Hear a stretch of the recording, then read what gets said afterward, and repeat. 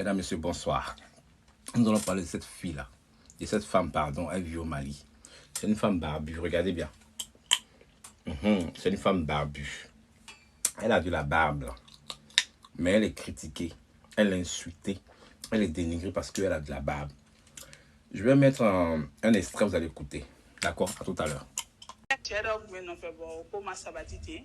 Voilà, parce qu'en réalité, Tchèbe était ce qu'il y a un four nous avons Tchèbe, Aïcha, ou bien enfant barbou, il faut qu'il y ait un Tchèbe. Ni Tchèbe était ce qu'il y a un four. Voilà, mentalement, moralement, Kobela Djelenko, il faut qu'il y ait un dafalin. Si vous n'avez pas compris, je vais vous traduire. Écoutez-moi très bien. Elle s'appelle Aïcha, elle vit au Mali. Voilà. C'est une femme barbue, elle est née comme ça. Depuis, elle a commencé à avoir l'âge de la puberté, elle a commencé à pousser les barbes. Donc, au fur et à mesure, elle rasait ses barbes. On avait les trous dans son visage, du coup, elle ne se rase plus. Maintenant, il dit que elle, là, les femmes comme elle, là, comme nous qui avons de la barbe, nous les femmes qui ont de la barbe, pour nous épouser, pour nous prendre, il faut vraiment être garçon.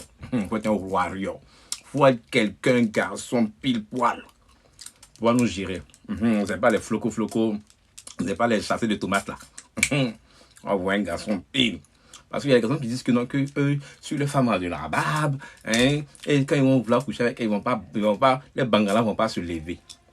Et ça dit que moi, pour me prendre dans ton foyer, il faut vraiment que tu sois un garçon, un guerrier, un chaka zoulou. Et tu vends les tomates au marché, tu ramasses les poubelles, tu ne pourras pas. Il faut avoir de la personnalité, du caractère pour pouvoir, elle, l'épouser. Moi aussi, je suis pareil. Parce qu'on vient me critiquer dans mon lait pour dire que non, tu as de la barbe, comment ça fait qu'une femme a de la barbe? Voilà. Ma copine, je te soutiens. Aïcha, je te soutiens, ma soeur. Arrêtez de la dénigrer, arrêtez de l'insulter. Elle vit au Mali. On la dénigre, on dit que non, Aïcha a du buzz. C'est pour ça elle gâte sa barbe. Elle dit non, je suis créé comme ça. C'est comme ça Dieu m'a créé, comme accepte. C'est pas moi qui ai fait ma nature. Si moi je voulais me choisir là, j'aurais pas de barbe, je serais comme Beyoncé. On voit? Donc nous les femmes qui ont de la barbe, s'il vous plaît, respectez-nous. C'est nous qui sommes comme ça. Respectez-nous, s'il vous plaît. On n'a pas choisi d'avoir de la barbe. On est né comme ça. D'accord? Mais les garçons qui veulent nous prendre là, soyez vraiment des garçons forts. Je sais qu'il y en a. Il y en a. Vous allez nous épouser. Moi et Aïcha. Moi, je suis en forme. Les lots sont bien pointus, c'est là. Je jubile là. Donc, Aïcha, tu es ma copine aujourd'hui. Je te soutiens demain. Je te soutiens après demain. On est ensemble. Celui qui t'attaque, je l'attaque. Celui qui s'en prend, toi, je m'en prends à lui. Il y a quoi? On est tous différents. Aimez les autres comme ils sont. Aimez les gens comme ils sont. Prenez les gens comme ils sont. Pas vous écrire les gens. C'est Dieu ceux qui juge.